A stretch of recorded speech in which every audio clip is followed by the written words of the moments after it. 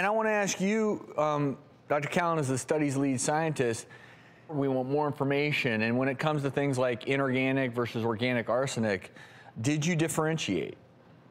So for this part of the study, we didn't differentiate between the organic and the inorganic varieties of arsenic. However, I think it's not a difference between the good arsenic and the bad arsenic. I mean, all arsenic is toxic. It's just a difference between more toxic and less. And when you're feeding it to a baby, our stance was really less of either kind of arsenic, organic or inorganic, is better than more. It makes a really big difference from a toxicity standpoint. The first 5 years of life are when the neurological system is developing. These toxicants actually target the neurological system. And if I'm going to say, hey, this is highly toxic, and I'm telling them that based upon assuming that it's inorganic arsenic, which it may very well be, but if I find out that it isn't, that's going to change how I assess, and that's going to help you as a physician, you as a parent, make a decision as to how quickly you need to get this out of your homes or make a change.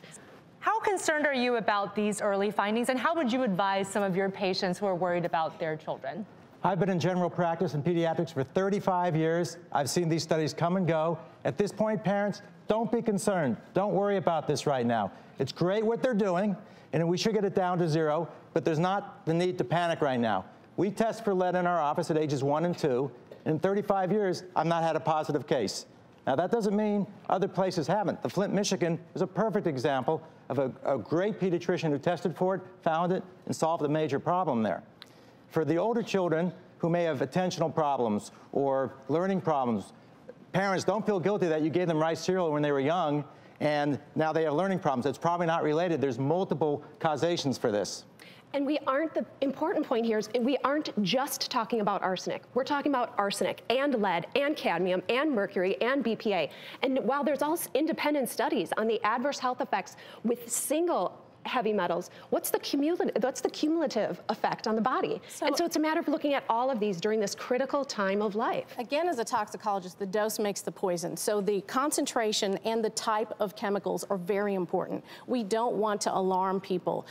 I really, as a parent, I want to know what's in there because I can use these myself, but I don't want to say, hey, this is the worst form and it's at really high concentrations. As a toxicologist, I know that you can consume something that's highly toxic. If it's not absorbed by your body, it's not distributed, it's not metabolized, then it's just taking a ride in your body and there's no toxic effect. And let me just interject, and this is to help our viewers at home, because I actually do applaud you all for the project you're going through, but the sun is a carcinogen.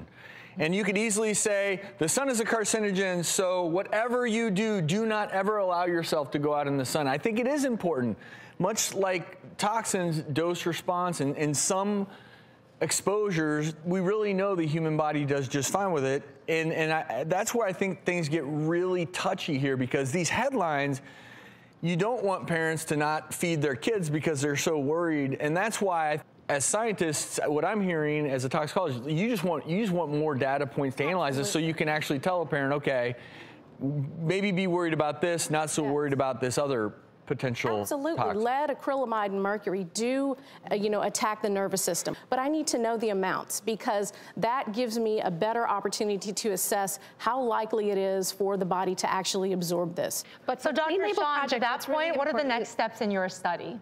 For this study, we're doing a couple things. We are actually taking a look at the speciation of arsenic, and that will be a follow-up project that we're doing. And then we're expanding the list of things we're looking at. Right now, we really focused on sort of, stage 1, stage 2 products, infant formula, smaller baby foods. And we intend to expand that going forward, looking at things that are being fed to toddlers, to, 3-year-olds, 4-year-olds, things like that, as they're moving more into more like adult-like food.